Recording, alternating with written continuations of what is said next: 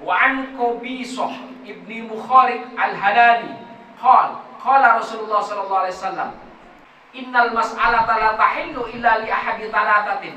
Sesungguhnya meminta-minta tidak diperbolehkan kecuali salah satu dari 3 golongan. Yang pertama, rajulun tahammala hamalatan fahallat lahul mas'alah hatta yusibaha thumma yumsiku. Jadi boleh berminta-minta kecuali salah satu dari 3 ini. Nah, kalau yang ini yang saya sebutkan boleh berminta-minta. Siapa itu? Rajulun tahammala hamalatan, itu seseorang yang menanggung hutang saudaranya. Jadi ada misalkan kita punya saudara, dia sudah tidak mampu, meminta tolong kita, Bu, ntar yang bayar angsuran mobil ibu saja, atau hutang saya misalkan. Jadi punya hutang apa yang akhirnya dia menyerahkan kepada Anda. Ya. Rajulun tahammala hamalatan, yang menanggung hutang dia. Fahallat lahul masalah, maka boleh dia meminta-minta. Fahallat lahul masalah, boleh dia meminta-minta. Hatta yusiba thumma yumsik, sampai orang itu bisa melunasi hutangnya saudaranya. Jadi batas dia meminta-mintanya apa? Sampai dia menyelesaikan tanggungan saudaranya atau tetangganya ya. Saudaranya lah, tetangganya kita sudah bayar. Nah itu boleh. Jadi seseorang yang dia menanggung beban saudaranya atau hutang ya. Kemudian yang kedua, wa rajulun asobathu jaihah. Nah, jaihah itu apa artinya? Ah ini ai afah, jaihah.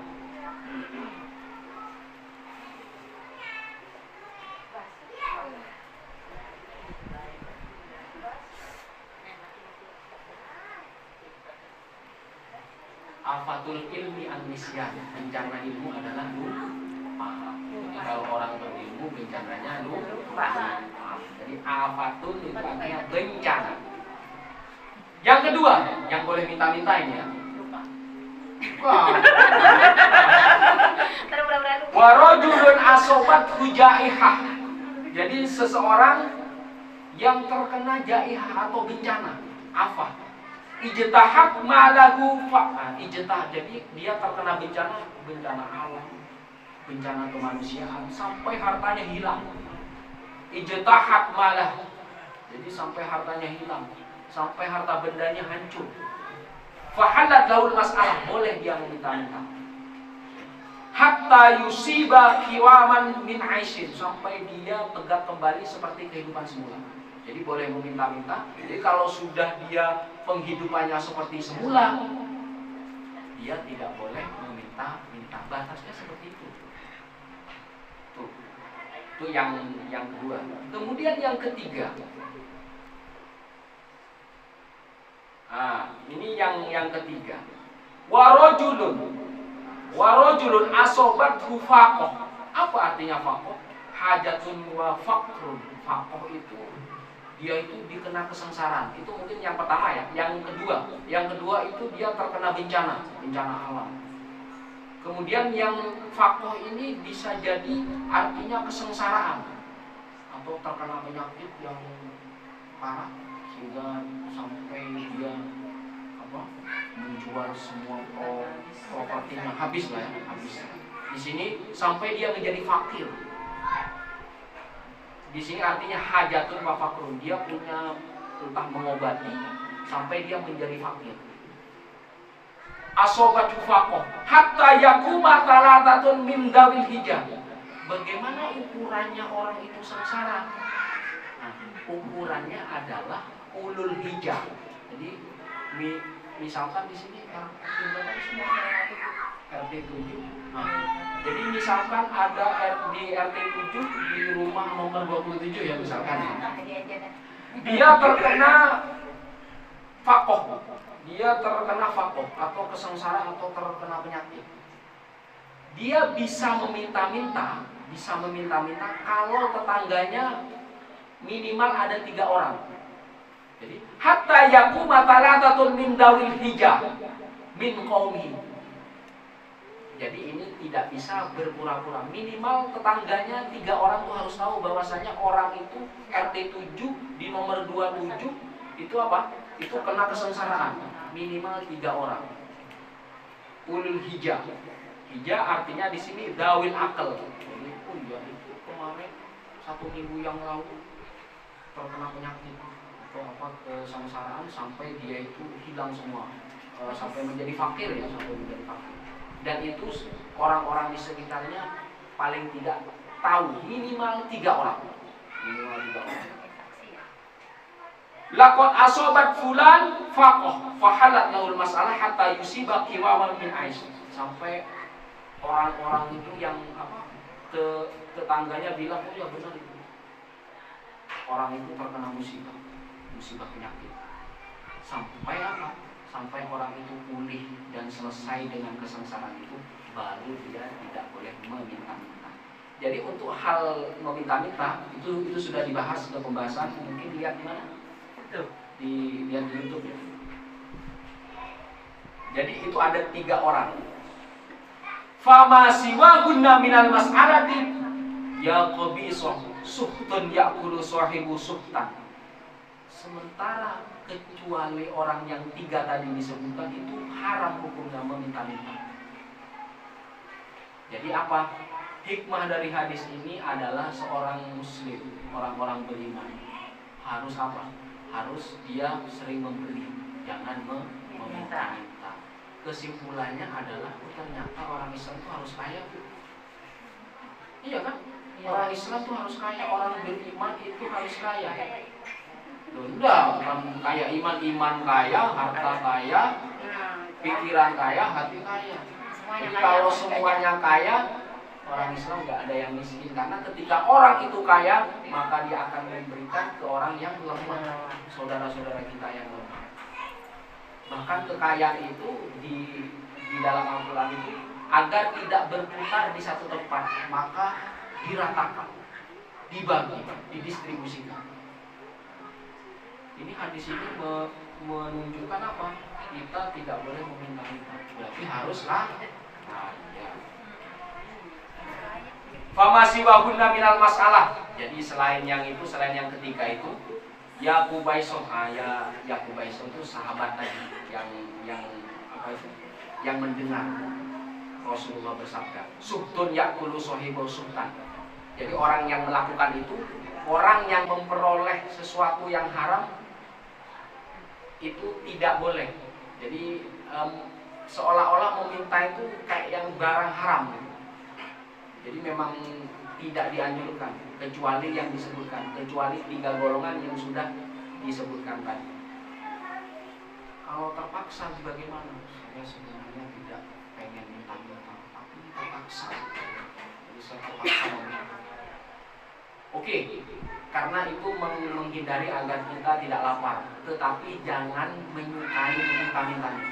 Mungkin saya sekarang meminta, minggu depan saya tidak akan meminta. Itu harus ditekad. Nafsu kita harus seperti itu. Itu bukti bahwasanya kita ke depan jangan meminta-minta. Apa? 1 minggu yang akan datang, 1 bulan yang akan datang, 1 tahun yang akan datang, saya harus memberi. Meskipun keadaan saya masih belum begitu kaya, saya masih keadaan pas-pasan mungkin, tapi saya harus memberi. Nah, ini adalah tekad agar kita menjadi umat yang bukan peminta-minta. Selanjutnya, Wa Abdul Muthalib bin Rabi'ah bin Al-Harith qala Rasulullah sallallahu alaihi wasallam, inna shadaqata la tambaghi li ali Muhammad innama hiya awsakhun nas. Zakat itu tidak diperkenankan diberikan kepada Rasulullah dan keluarganya. Rasulullah itu zakat tidak menerima. Jadi Rasulullah dan keluarganya, baik itu dari Bani Hashim atau Bani Muthalib, tidak halal atau haram hukumnya menerima hasil zakat. Kenapa? Karena di zaman dahulu itu kan banyak perang.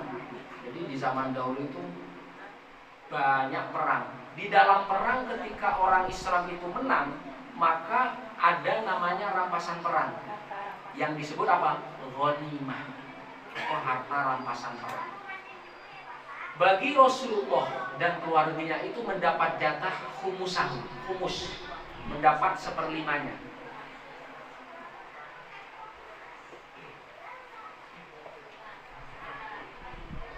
Satu per lima dari harta rampasan perang. Itu apakah itu buat Rasulullah? Tidak.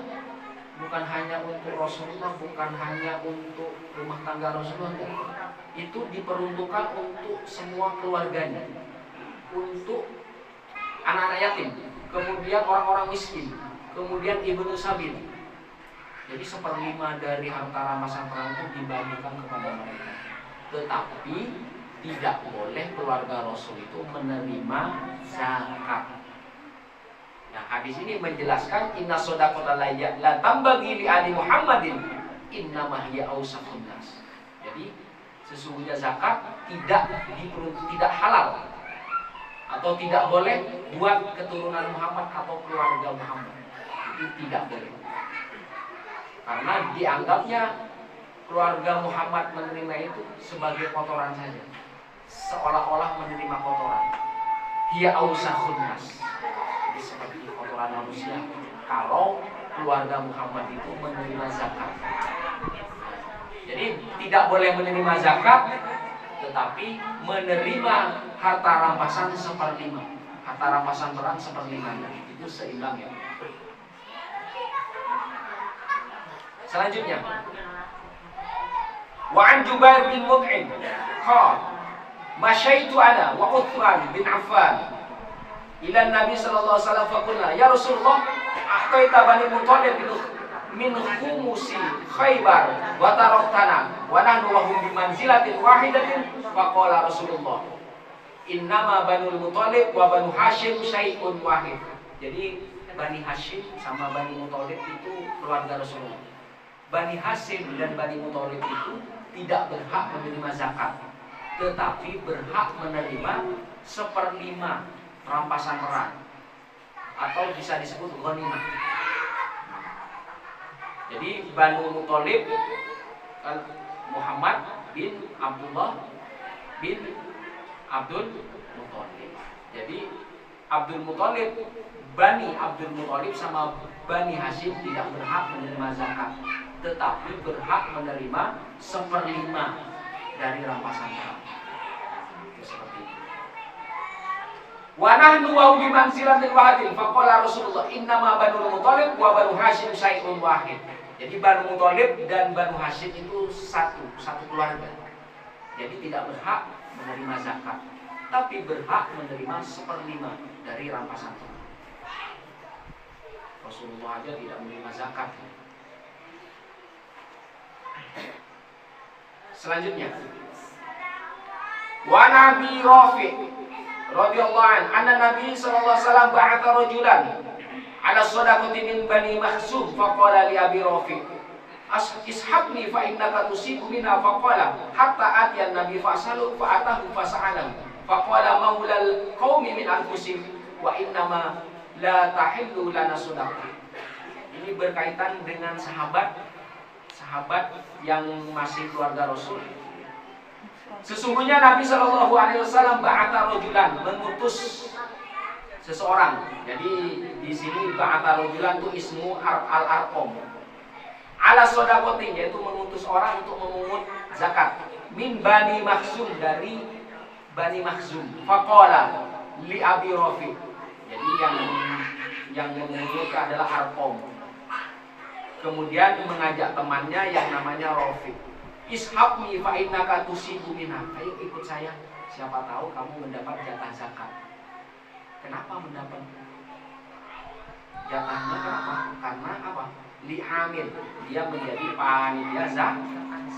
Ishabni fa innaka tusibu minha. Maka temani saya untuk memungut zakat agar kamu mendapat bagian zakat. Bagian apa? Panitia zakat.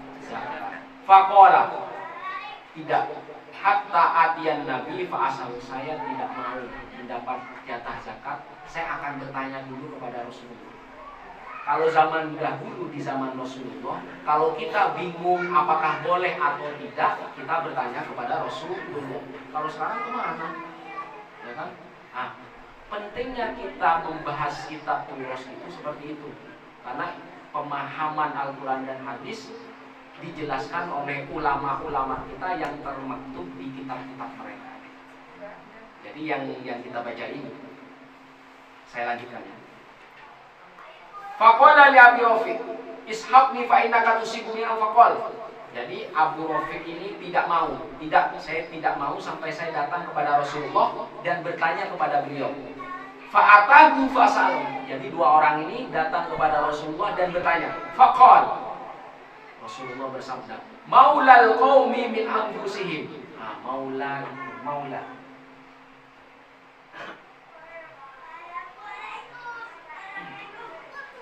Maula itu artinya budak yang dimerdekakan. Kebetulan budak ini yang dimerdekakan oleh Rasulullah SAW dari tuannya. Maulal qaumi min anfusihim. Jadi kalau dia sudah menjadi pengikut budak Rasulullah, berarti dia tidak boleh menerima zakat. Maulal qaumi min anfusihim. Jadi budaknya suatu kaum bagian dari diri mereka sendiri. Wa inna la tahillu lana shadaqah. Kalau kamu budak saya, berarti kamu ikut saya. Maksudnya ikut Rasulullah. Rasulullah dan keluarganya tidak berhak untuk mendapat zakat. Maulanya juga sama. Rafiq ini maula Rasulullah. Wa inna la tahillu. Rafiq, kamu juga tidak boleh menerima zakat karena kamu adalah budak saya. Seperti itu ya. Jadi ini penjelasan tentang yang tadi.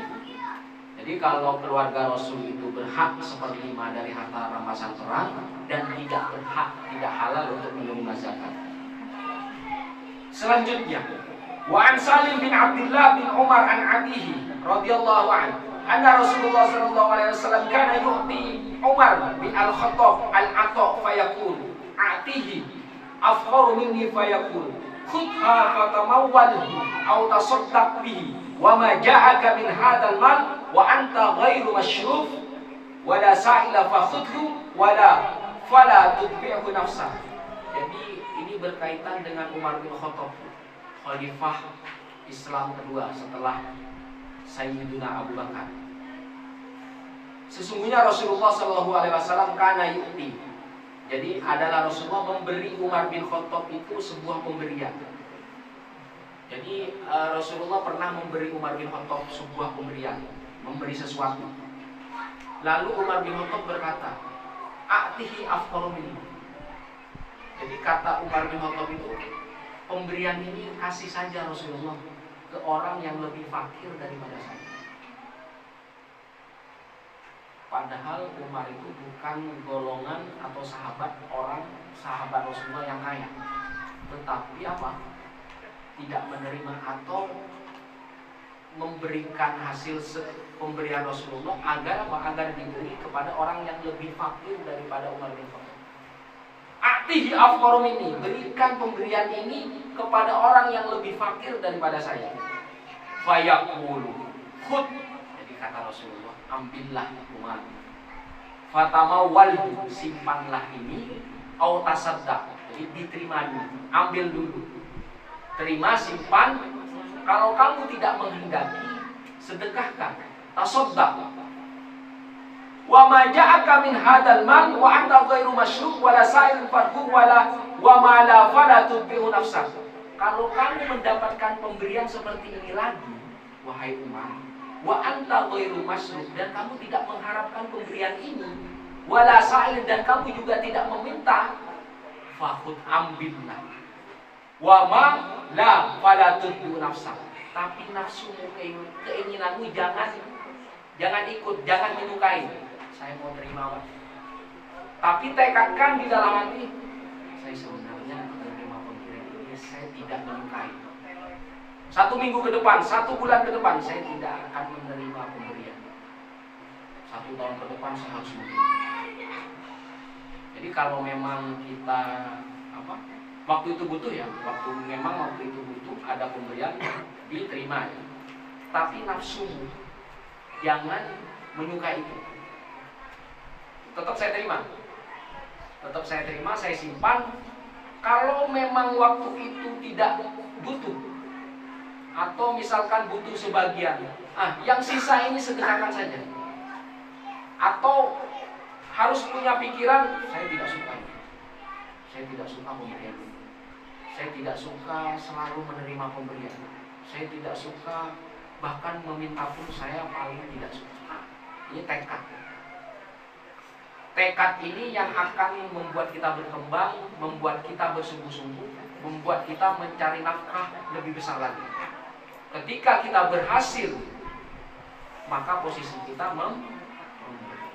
Jadi hikmah yang ada di Kosmus Sodako ini sebenarnya Rasulullah mendorong kita agar kita mampu, agar kita menjadi orang kaya, agar kita menjadi orang yang berkuasa. Harapannya ketika kita kaya, ketika kita berkuasa, berikan itu semua kepada orang yang membutuhkan, kepada orang fakir, kepada kaum duafa, dan kepada anak-anak yatim.